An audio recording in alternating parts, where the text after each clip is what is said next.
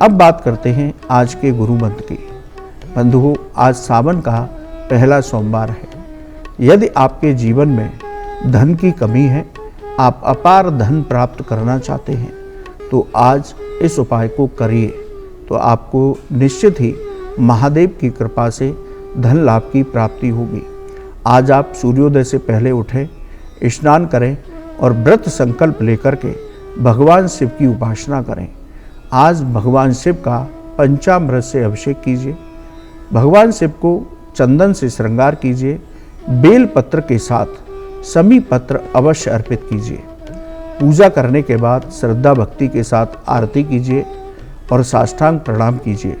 पूजा में हुई गलतियों के लिए क्षमा याचना कीजिए और आसन पर बैठकर ओम नमः शिवाय मंत्र की 3 माला आज अवश्य जप कीजिए। शाम के समय फिर से भगवान शिव का पंचामृत से अभिषेक कीजिए, उनको बेलपत्र, भांग, धतूरा इत्यादि वस्तुओं का अर्पित कीजिए। ऋतु फलों का और दूध से बने पदार्थों का भोग लगाइए और पुनः मंत्र जाप कीजिए। तो भगवान शिव की कृपा से आपके जीवन से धन की समस्याएं दूर होंगी, ग्रहों की बाधाएं दूर होंगी और आपको अपार धन की प्राप्ति हो सकती है। बंधुओं, शास्त्र कहते हैं कि सावन में भगवान शिव अत्यंत प्रसन्न रहते हैं। ये बात उन्होंने माँ पार्वती से भी कही थी कि जो लोग सावन मास में मेरे सानिध्य में रहते हैं, मैं उन सभी व्यक्तियों के सभी संकट समाप्त करता हूँ, उनके कष्टों से उनको मुक्ति प्रदान करता हूँ और उनकी सभी मनोकामनाएं पूरी करता हूँ। इसलिए बंधु, सावन का माह परम कल्याणकारी माह है। भगवान शिव की कृपा प्राप्त करने का सबसे दुर्लभ और उत्तम समय है।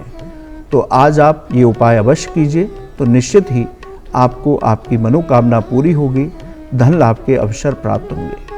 बंधुओं, आपको सावन के पहले सोमवार की मंगलमय शुभकामनाएं। हमारे एक दर्शक हैं, उनका प्रश्न है, बहुत अच्छा प्रश्न किया है, सबकी सुनने लायक है।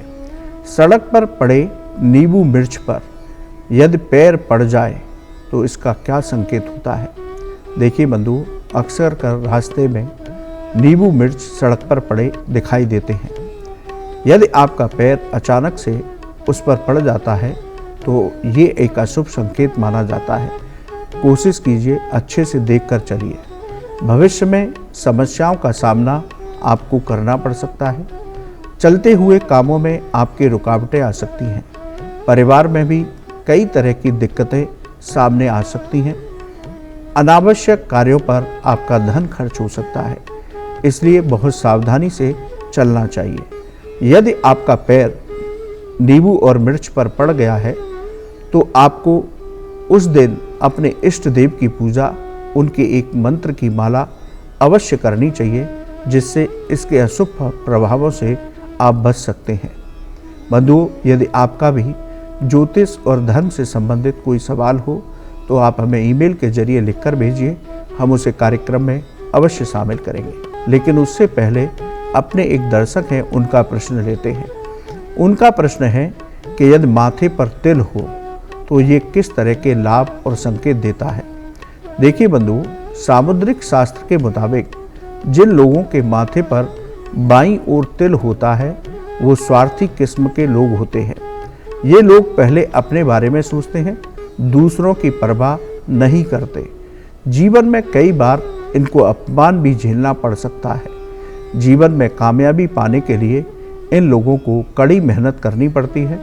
ऐसे लोगों के मन में निराशा की भावना बहुत जल्दी आ जाती है। तो आपके माथे पर बाईं ओर तिल है तो इस तरह के परिणाम आपको प्राप्त हो सकते हैं। बंधु, आज के लिए इतना ही। कल पुनः सुबह आपसे मुलाकात होगी। बंधु, यदि आपका ज्योतिष और धर्म से संबंधित कोई भी सवाल हो तो आप हमें ईमेल कीजिए, हम आपके सवाल को कार्यक्रम में अवश्य शामिल करेंगे। आपका आज का दिन बहुत मंगलमय हो, आपकी सभी मनोकामनाएं, सभी कार्य पूरे हों, आप स्वस्थ रहें, यही हम भगवान से प्रार्थना करते हैं। राधे राधे।